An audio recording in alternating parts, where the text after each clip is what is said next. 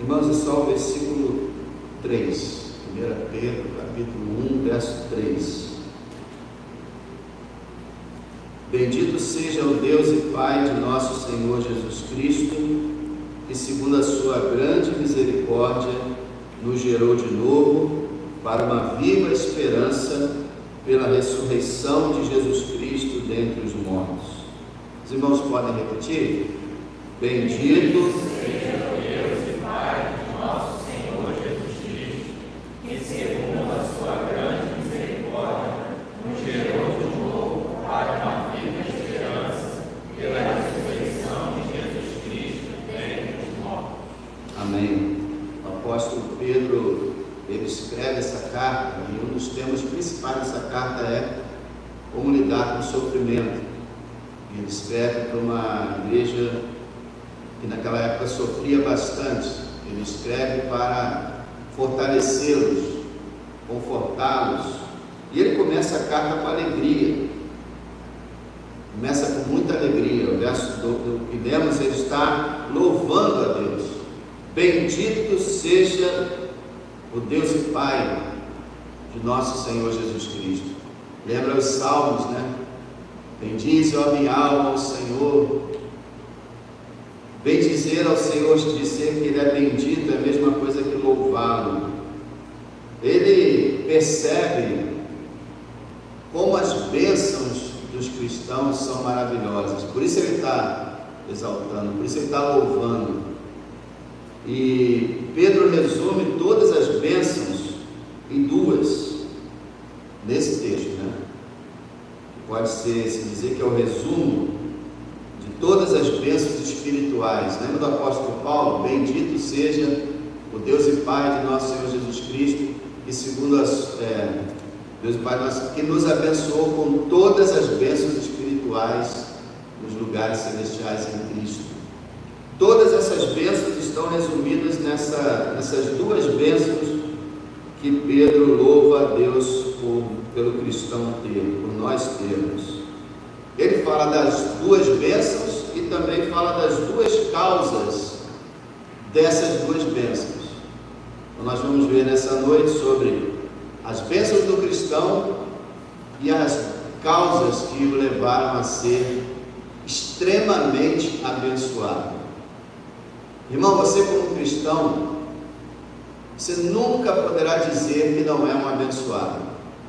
Por mais que você sofra, você sinta dor, tenha dificuldade financeira, emocional, física, seja lá o que for, você é abençoado.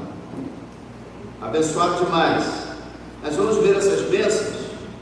Primeira bênção é a vida nova, ou a nova vida. Todas essas duas expressões deram nomes de igreja, né? Vida Nova é uma editora muito famosa, Nova Vida é uma igreja, mas é isso, o Senhor nos deu vida nova. Olha o que está escrito no verso 3: Bendito seja o Deus e Pai de nosso Senhor Jesus Cristo, que segundo a sua grande misericórdia nos gerou de novo. Bendito seja Deus porque Ele nos gerou de novo. Esse é o conhecido novo nascimento.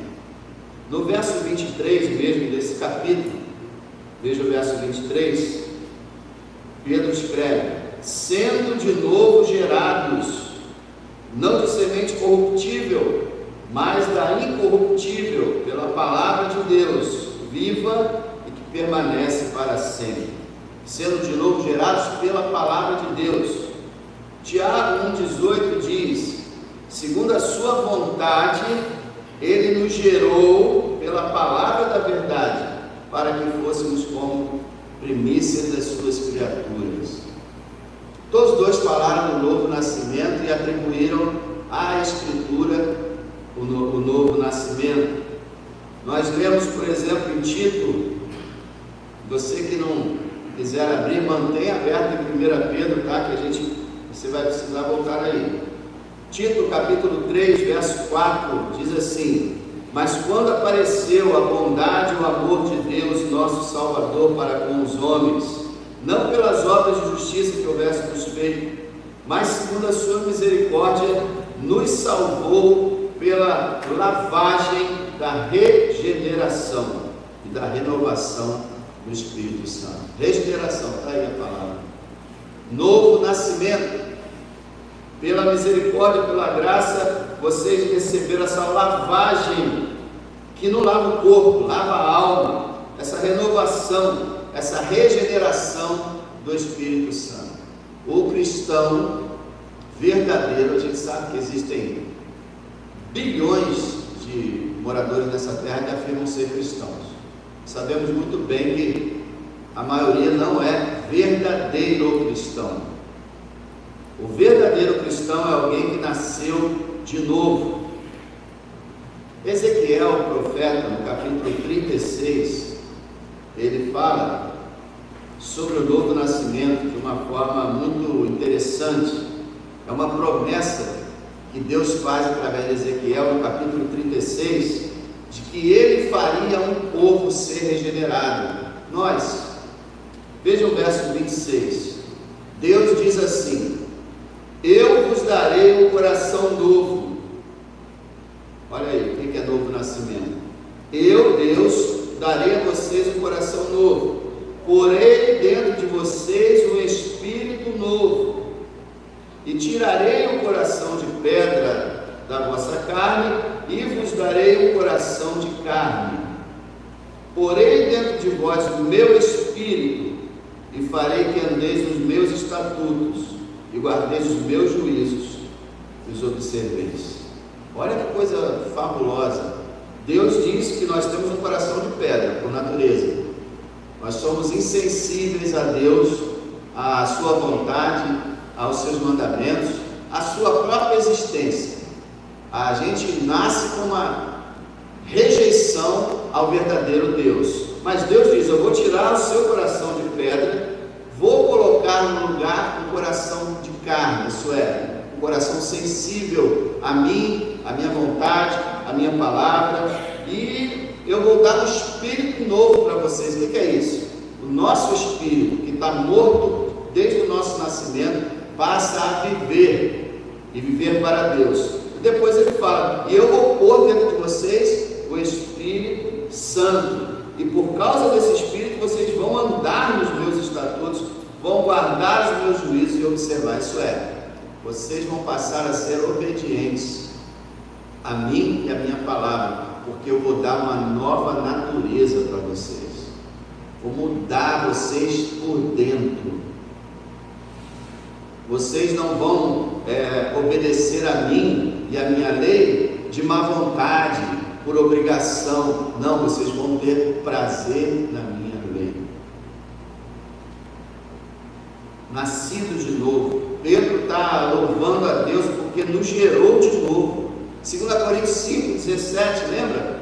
Se alguém está em Cristo, nova criatura ou nova criação é.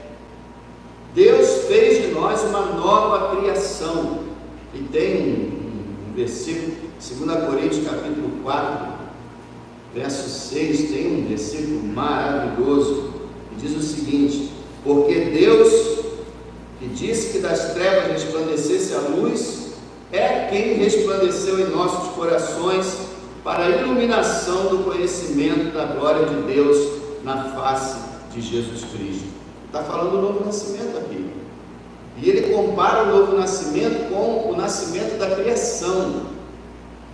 O Deus que lá na eternidade disse: haja luz, é quem disse para os nossos espíritos: haja luz. Por aí vocês veem a grandeza desse milagre chamado novo nascimento. Criar um universo é algo assim inimaginável. Um ser que tem um poder e uma sabedoria tão grandes que podem criar o universo apenas falando. E ele diz que coisa semelhante aconteceu quando o Senhor nos encontrou nas trevas, na escuridão. E ele diz: haja luz. E a luz aconteceu. A luz brilhou, a luz raiou dentro da nossa alma. Isso é o novo nascimento. E o Senhor Jesus fala que se alguém não nascer de novo, não pode ver o reino de Deus. Se alguém não nascer da água do Espírito, não pode entrar no reino de Deus. E que é necessário nascer de novo.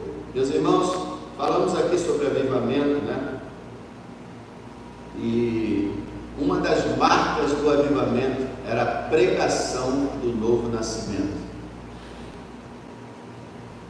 Principalmente de George Whitefield e John Wesley, pregavam incessantemente: vocês precisam nascer de novo, vocês precisam ter uma experiência real com Deus, vocês precisam ser transformados de dentro para fora, não de fora para dentro. Vocês precisam ter realmente o conhecimento de Deus.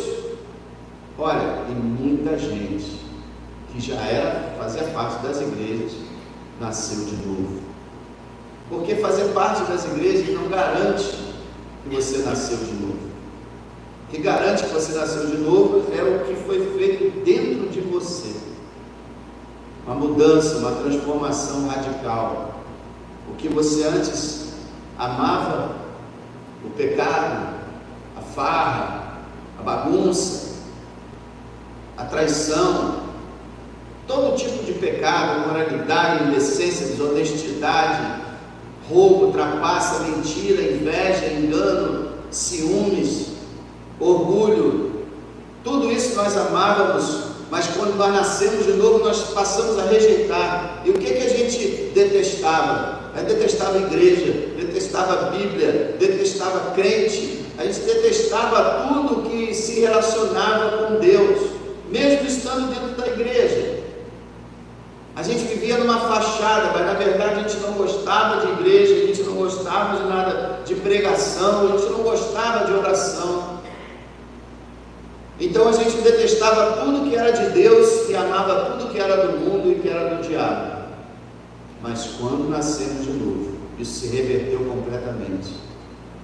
Aquilo que era de Deus que nós detestávamos, nós passamos a nos apegar. E aquilo que a gente amava, a gente rejeitou. Isso é novo nascimento. Ninguém deve vir à igreja por obrigação. A pessoa deve vir à igreja porque ama estar com Deus, estar com o seu povo, ouvir a sua palavra, cantar louvores, buscar a face de Deus junto com os irmãos. O culto, ele só é chato, vamos dizer no popular, né? Ele só é um tédio para quem não nasceu de novo. Para quem apenas segue uma religião, mas não teve uma experiência com Deus. Porque aquele que nasceu de novo, difícil é tirar ele da igreja. Hoje, às vezes, nós criamos vários subterfúgios e tentamos implorar as pessoas para virem à igreja. Na época dos avivamentos, os líderes da igreja tinham que implorar para os irmãos irem embora, porque ninguém queria ir embora. Dava 10, 11, meia-noite, o pessoal estava lá. E os líderes, por favor, irmãos, vão para casa descansar, amanhã vocês voltam. Mas a vontade era tão grande, a alegria era tão grande. Esse é o novo nascimento, meus irmãos. Esse é o novo nascimento. A primeira bênção, vida nova. Você nasceu de novo? Você tem certeza que nasceu de novo? Isso é fundamental. A segunda grande bênção é a seguinte, que ele fala lá em 1 Pedro, se você não está aberto, abre lá de novo, 1 Pedro. A segunda grande bênção, a primeira foi, né, ele falou aqui, ele nos gerou de novo. E a segunda? A segunda é, quando ele fala aqui, nos gerou de novo para uma viva esperança. A segunda grande bênção é essa viva esperança. Por que ele fala viva esperança? Porque é uma esperança real, é uma esperança verdadeira, e é uma esperança eterna, uma esperança que não morre.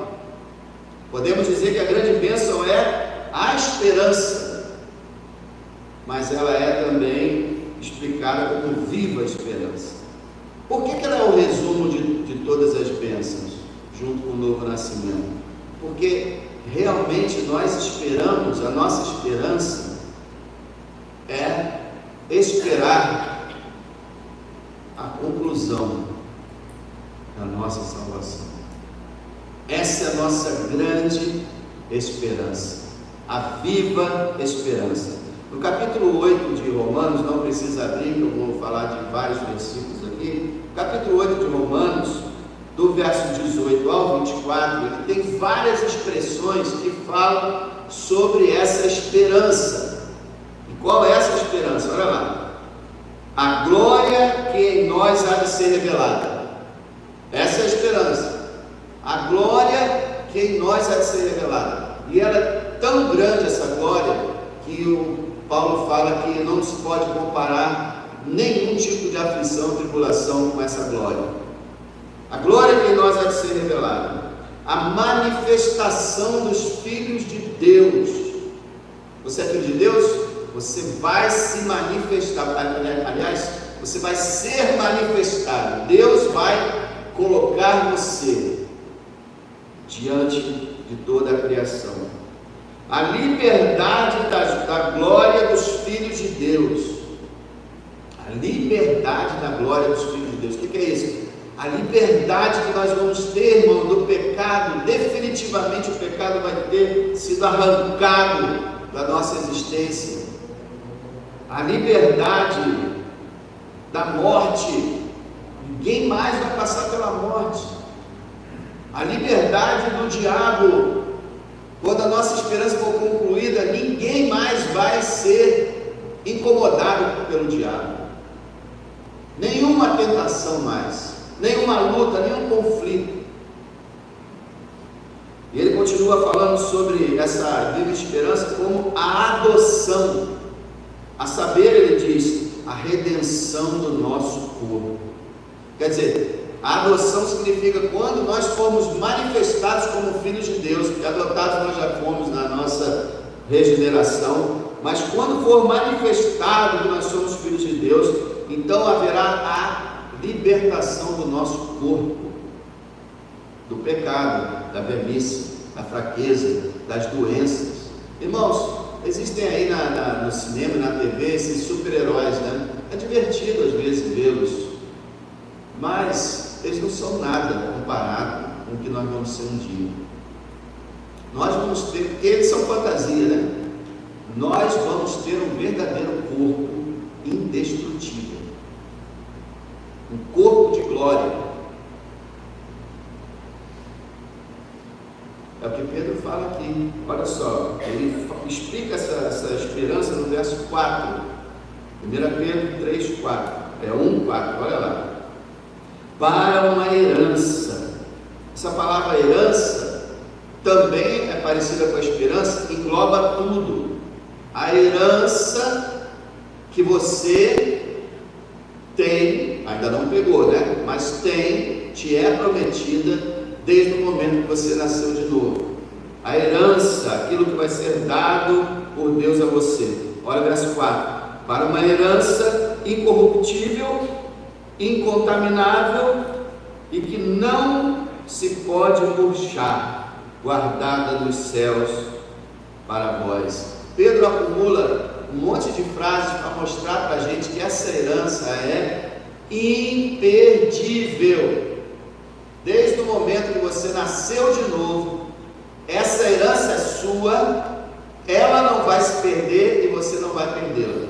Ele fala aqui sobre uma herança incorruptível, que quer dizer indestrutível, incontaminável, não pode ser manchada, não pode ser danificada, nem falsificada, uma herança que não pode murchar, uma linguagem que ele usa também, e que está guardada para nós, guardada, é nossa, guardada nos céus para nós.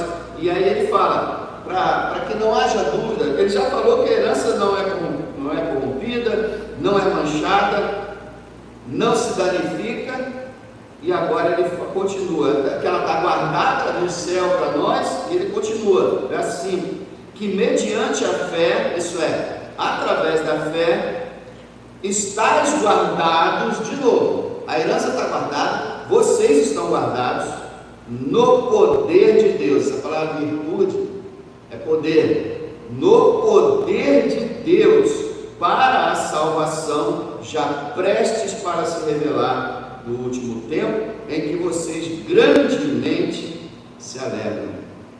Eu estou falando aqui, irmão, olha só, você nasceu de novo. Tem muita gente que tem medo de perder a salvação. Você só precisa ter medo de perder a salvação se você não nasceu de novo. O problema é esse. Muita gente entra nas igrejas sem nascer de novo. Aí ele acha que ele é salvo pelas obras. Aí ele fica, mas eu não acho que eu não vou conseguir. Você não vai mesmo. Você só vai conseguir se você nascer de novo. É necessário haver um novo nascimento. E é uma obra de Deus. No momento que Deus regenera alguém, Ele guarda essa pessoa, ele fala aqui, através da fé, Ele guarda essa pessoa no seu poder, Ele guarda essa pessoa para a salvação, prestes a se revelar no último tempo. É uma esperança, irmão, que não é frustrada. É uma esperança certa. É diferente da esperança do mundo. Eu tenho esperança de passar naquele concurso. Eu tenho esperança de conseguir comprar aquela casa. Eu tenho esperança de casar. Tenho esperança que vai fazer sol amanhã. E tudo isso pode não acontecer. Mas a esperança do cristão é apenas a expectativa de algo que vai acontecer. É certo? É certo, irmão. Você nasceu de novo, você pode levantar a mão e dizer, sim, Senhor, eu nasci de novo. Então é só uma questão de tempo, porque a herança é tua. É só uma questão de tempo para Deus abrir essa herança na tua frente e falar, toma, é teu. Novo céu, nova terra, a nova Jerusalém, ruas de ouro, árvore da vida, rios que fluem, santidade, lugar de justiça, de amor, de graça, lugar maravilhoso, vida perfeita, corpo perfeito, sem pecado, sem diabo, sem tentação, sem violência, sem bala, sem hospital, sem cemitério, sem remédios, medicação, nada disso, irmão. Essa é a sua herança. Essa é a sua herança.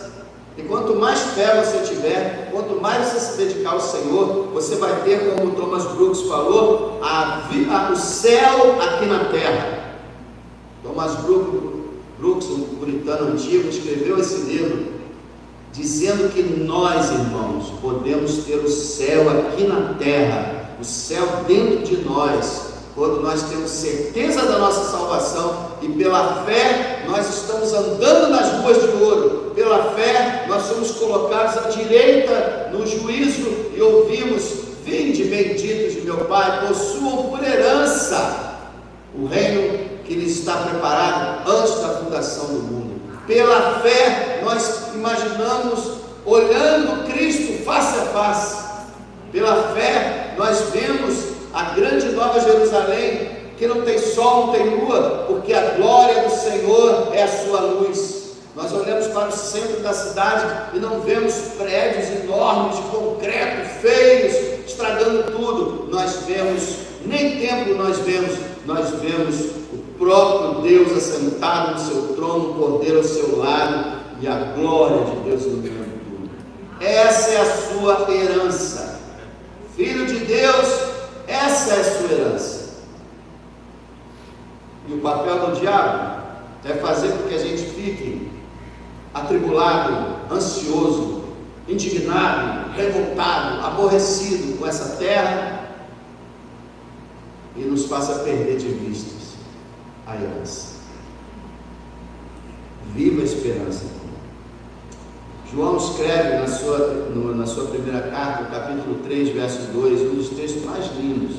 Amados, agora somos filhos de Deus, e ainda não é manifestado o que havemos de ser, quer dizer, ainda não recebemos a herança, mas sabemos que quando Ele se manifestar, seremos semelhantes a Ele, porque assim como é, o veremos. A ideia é que nós vamos ser transformados à imagem dele. Seremos semelhantes a ele. Já pensou uma coisa dessa? Já parou para pensar nisso? que você é, a vida que você leva, seus pensamentos, suas atitudes, suas falhas, seus defeitos, sua incapacidade, e um dia você vai ser igual ao Filho de Deus. Isso é demais. Te incomoda o pecado? Ora, não fala que não incomoda não, que aí vai ficar difícil. Um dos sinais vitais de alguém que nasceu de novo é que ele se incomoda com o pecado. O pecado o aborrece, ele odeia o pecado. Muito bem, te incomoda o pecado? Um dia ele vai morrer dentro de você. Sumiu, desapareceu, foi banido, como disse o Senhor, foi lançado nas profundezas do mar, não me lembro mais deles. Um dia você vai amar a Deus exatamente como Deus sempre esperou e como você sempre quis. Imaginou isso? Se amar a Deus de todo o seu coração, você se alegrar de uma maneira indizível na hora que começar o culto. Já pensou, irmãos? Vai começar o culto e a gente não precisa mais de fé, Ele está lá e nós vamos dobrar os nossos joelhos diante dele. Louvado seja o Deus vivo. Nós vamos pegar nossas coroas como os 24 anciãos e dizer: eu não sou digno disso, ó Senhor, recebe, é teu. Essa é a nossa herança, irmãos. Essa é a viva esperança que deve consumir o nosso coração de amor e de expectativa. As bênçãos são essas: vida nova, viva esperança. Isso é tudo que nós precisamos. Agora, as causas que nos levam a isso. O que foi que nos levou a ter essa viva esperança, esse novo nascimento? Primeiro, a grande misericórdia de Deus. Veja no versículo 3: bendito seja o Deus e Pai do nosso Senhor Jesus Cristo, que segundo a sua grande misericórdia, nos gerou de novo para uma viva esperança. Meu amado irmão, por que nós temos essa herança? Você fez alguma coisa para tê-la? Claro, eu me arrependi, eu criei. Dons de Deus. Dons de Deus. E mesmo assim a fé não é obra alguma. A fé é justamente você chegar à conclusão que não pode fazer nada e olhar para aquele que pode fazer tudo. Não existe merecimento da nossa salvação. Deus nos dará uma herança completamente gratuita, dada pela sua exclusiva graça. Todos nós somos pecadores. Eu vi uma frase muito interessante num trailer de um filme. Parecia até um evangélico falando, só que ele não sabia o que ele estava falando. Essa história de que existem pessoas boas e pessoas más não é verdadeira. Na verdade, existem pessoas más e pessoas piores ainda. Glória a Deus! Quando eu ouvi isso, eu falei: é isso mesmo. Não existem pessoas boas, todos nós somos pecadores. Existem pessoas más como eu, ou até piores ainda, talvez eu. Não sei você, mas existem pessoas más e pessoas piores. Pessoas boas não existem.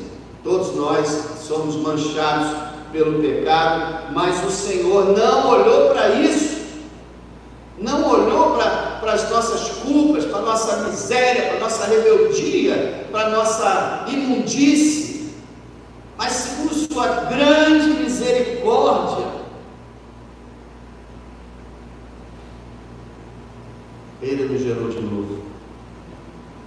Olha, irmão,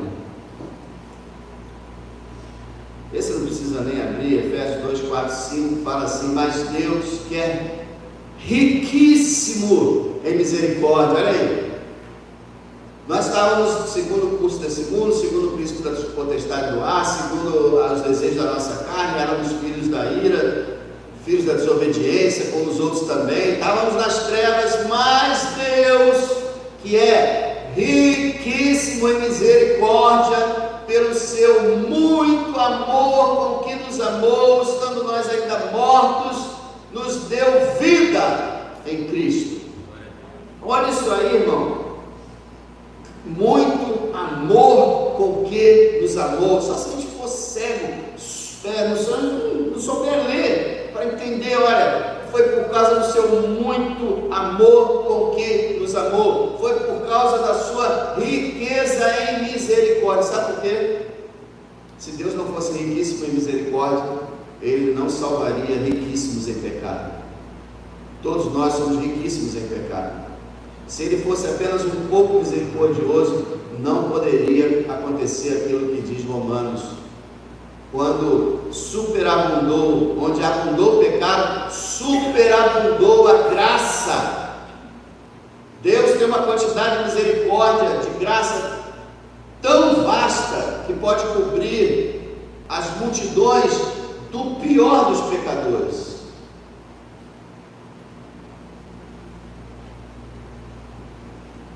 Eu tenho um grande problema, irmão. Se você não se reconhece como um grande pecador, há uma grande dificuldade na sua vida. Eu me lembro de uma cristã que conversou com um pregador e falou: poxa, depois que ele acabou de pregar, falou: puxa, eu gostaria de ter sido uma alcoólatra, eu gostaria de ter sido uma prostituta, de ter sido uma ladra, para eu poder sentir que eu sou pecador e assim ser salvo. Ela não entendeu nada. Essa é a grande dificuldade do ser humano, mas ele não precisa ser um marginal para sentir que é pecador. Precisa buscar a Deus, ler a palavra, buscar realmente vir à casa do Senhor, se entregar ao Senhor. Você vai sentir, vai saber que é um pecador. Irmãos, nós somos pecadores tão terríveis que mesmo depois de termos sido gerados de novo, nós ainda pecamos. Mesmo depois de ter recebido a luz, nós ainda pecamos. E um dos nossos maiores pecados é a ingratidão, é o pouco louvor, sabe? A pouca adoração. Não parece haver gratidão ainda. O Senhor nos salvou. Que beleza, valeu, Ele salvou. Deixa eu viver minha vida. A hora que a minha vida acabar, aí o Senhor me dá uma carona lá para o céu. Nada demais. Olha, Ezequiel capítulo 16, existe uma cena muito séria, muito terrível. Ezequiel 16, onde Deus, Ele ilustra a sua misericórdia. Ezequiel 16, verso 4 diz assim: é Deus falando com o seu povo Israel, e que Ele pode falar isso com a gente também. Quanto ao teu nascimento, no dia em que nasceste, não te foi cortado o umbigo, nem foste lavada com água para a tua purificação, nem tampouco foste esfregada com sal, nem revolta em faixas. O Senhor está usando uma ilustração falando de um bebê que nasceu. Então ele não foi cuidado de forma nenhuma. Verso 5: não se compadeceu de ti olho algum para te fazer algumas dessas coisas, compadecido de ti. Antes foste lançada em pleno campo pelo nojo da tua alma no dia em que tu nasceste. Então ele descreve aqui um recém-nascido que foi jogado fora, e ele faz a menção. Qualquer ser humano assim normal, tem pessoas que são super, mas qualquer pessoa assim normal, se vê um feto, um neném nascido todo ensanguentado, né, a pessoa fica com dificuldade de chegar perto, botar a mão, tem que lavar, limpar, tem aquela coisa enjoativa aos olhos do homem, aquele sangue, aquela sujeira, eu mesmo não consigo ver parto, coitado, minha esposa, né, eu não pude para lá dentro, senão eu ia morrer, cair duro lá no culto. Fiquei do lado de fora. Muitos homens não conseguem, e mulheres também. É uma coisa assim, quando tira, né? É uma coisa difícil. Deus está usando essa linguagem. Aí ele fala assim no verso. Aí ele fala, né, que esse bebê não foi cuidado, não foi limpo e foi jogado fora. Igual essas mães que hoje em dia aparece que jogam crianças fora. Foi lançado no campo, pelo nojo da tua alma. Agora olha o verso 6. E passando eu por ti, vi-te manchada no teu sangue. E em vez de ficar com nojo, né?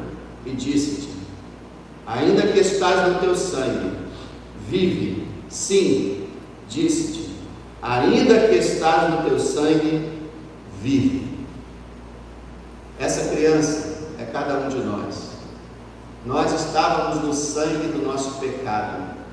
Nós estávamos lançados fora, jogados nesse mundo e todos sujos do nosso pecado. E o Senhor disse: ainda que você esteja no sangue do teu pecado, ainda que você seja extremamente pecador, vive.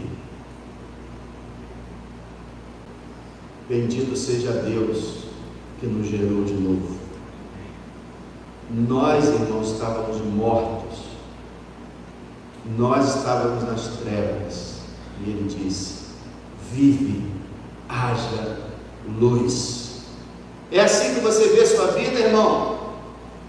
É assim que você tem que ver, irmão, para você poder ter alegria, felicidade, dedicação a Deus, tentar retribuir tudo que Ele fez. Só se você se vir dessa forma. Se você achar que você era uma criança fofinha, cheirosinha e maravilhosa, fizeram um berço de ouro para você, te colocaram lá e todo mundo foi lá dizer: ah, que criança linda, maravilhosa. Aí Deus, né, viu que você era maravilhoso e lindo e foi lá e te pegou e te adotou. Você não vai estar vendo nada com respeito à salvação. E quem tem mérito, né? Quem acha que tem mérito, como pode agradecer por misericórdia? Sabe o que é misericórdia, irmão? A melhor maneira de exemplificar a misericórdia: você está passando na rua e vê uma criança jogada, ou um adulto mesmo, nos seus trapos, na sua sujeira, no seu mau cheiro, na sua debilidade, passando fome ali, arrasado, quebrado, prestes a morrer, e você não aguenta ver aquilo e vai lá e ajuda aquela pessoa. Misericórdia é isso. Deus viu essa humanidade destruída e resolveu mandar seu filho para salvar. Deus viu você, Deus viu a mim, um monte de pecados, e Deus disse: ainda que ele esteja morto em seus delitos e pecados, viva! E nós vivemos. A última causa, a segunda e última causa das bênçãos que recebemos. Volta lá em 1 Pedro, se você saiu de lá. 1 Pedro capítulo 1, verso 3. Bendito seja o Deus e Pai de nosso Senhor Jesus Cristo, que segundo a sua grande misericórdia nos gerou de novo para uma viva esperança pela ou por causa da ressurreição de Jesus Cristo dentre os mortos. Está aí, meus irmãos.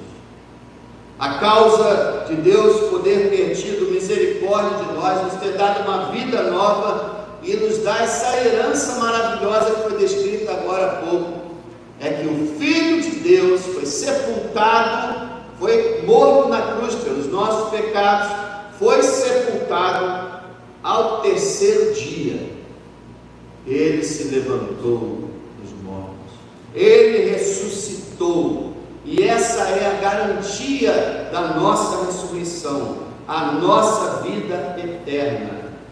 1 Coríntios capítulo 15, os irmãos se lembram daquele capítulo, daquela discussão toda, que Paulo fala: olha, se Cristo não ressuscitou, então é vã a vossa fé, vocês estão mortos seus pecados, eu estou pregando à toa, é tudo vão. Mas aí ele diz no verso 20, 1 Coríntios 15, 20: Mas agora, Cristo ressuscitou dos mortos e foi feito as primícias dos que dormem. O que é primícia? Ele foi o primeiro, aquela amostra do que vai acontecer com os que dormem, nossos amados irmãos que dormiram no Senhor. Cristo ressuscitou, e olha o que ele vai dizer no verso 21, porque assim como a morte veio por um homem, Adão, também a ressurreição dos mortos veio por um homem, Cristo. 22, porque assim como todos morrem em Adão, assim também todos serão vivificados em Cristo. Meu irmão, a ressurreição de Jesus é a causa de nós termos um corpo glorificado. No final, o nosso corpo glorificado será igual ao corpo dele.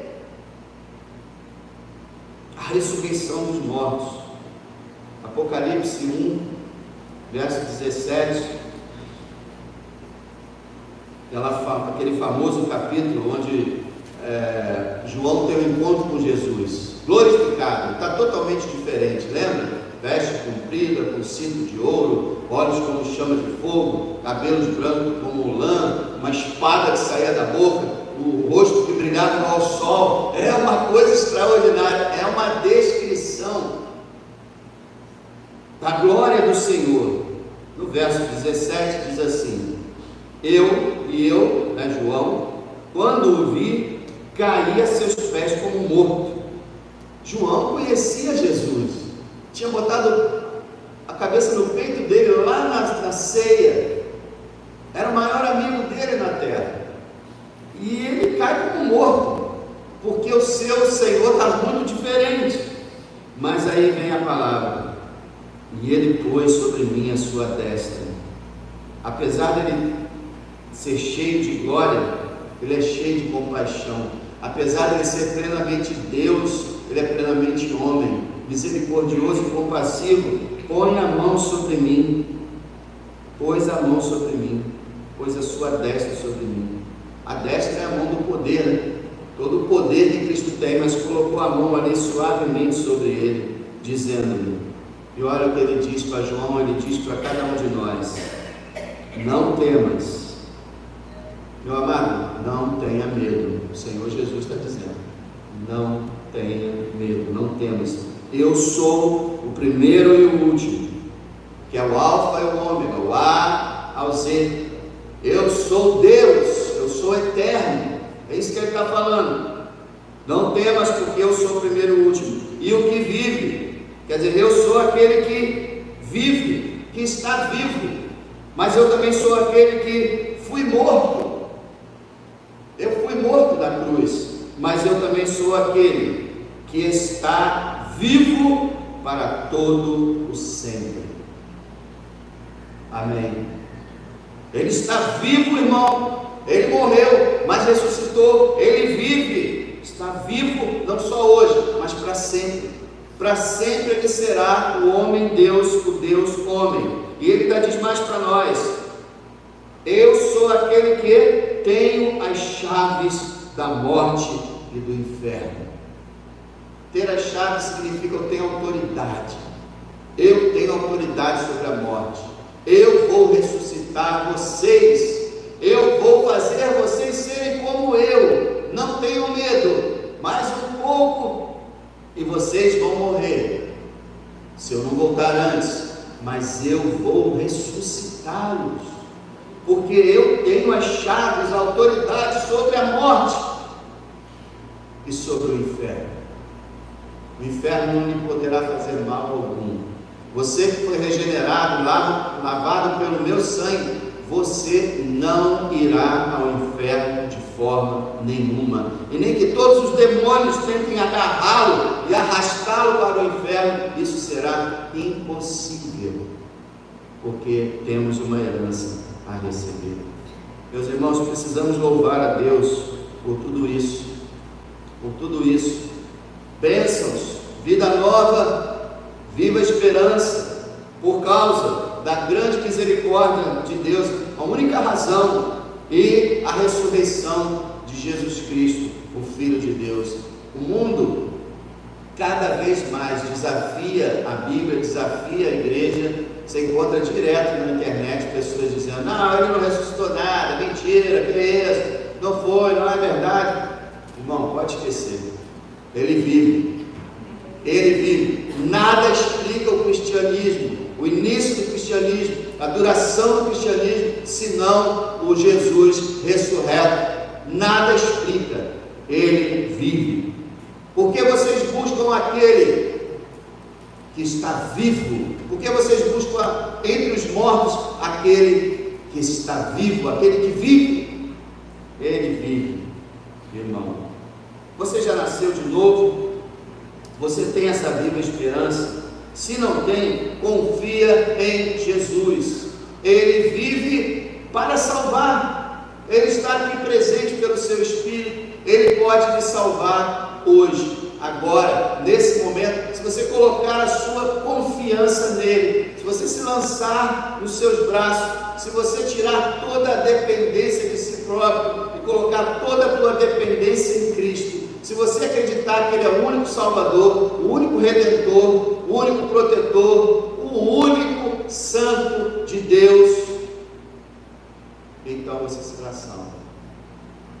Creia hoje e você receberá a vida nova. Você terá uma viva esperança, uma esperança que ninguém poderá tirar do seu coração. Pode arrancar a sua cabeça, mas a sua herança nunca será arrancada de você. Oh Deus bendito e maravilhoso, perdoa, Senhor, quando vivemos sem te louvar, sem te bendizer, sem nos alegrar, sem nos exaltar diante de uma salvação tão gloriosa, diante de um novo nascimento tão estupendo, uma nova esperança, uma viva esperança que temos, uma herança gloriosa, por causa da grande misericórdia que o Senhor teve de nós, a tua compaixão, o teu muito amor. E quando nós sabemos que temos certeza disso tudo, pela ressurreição do Filho de Deus. Ó Senhor, graças te damos, porque estávamos lançados ao campo na nossa sujeira e o Senhor nos resgatou. O Senhor nos deu vida quando estávamos mortos. Bendito seja o Senhor todos os dias da nossa existência, por toda a eternidade. Enquanto tiver fôlego, louvarei ao Senhor. E até quando eu não tiver mais, quando eu estiver só a minha alma, eu louvarei ao Senhor. Quando eu ressuscitar, eu louvarei ao Senhor. E que assim seja com todos nós, Senhor. Bendito seja o Deus e Pai de nosso Senhor Jesus Cristo, que segundo a sua grande misericórdia nos gerou de novo, para uma viva esperança, pela ressurreição de Jesus Cristo. Amém.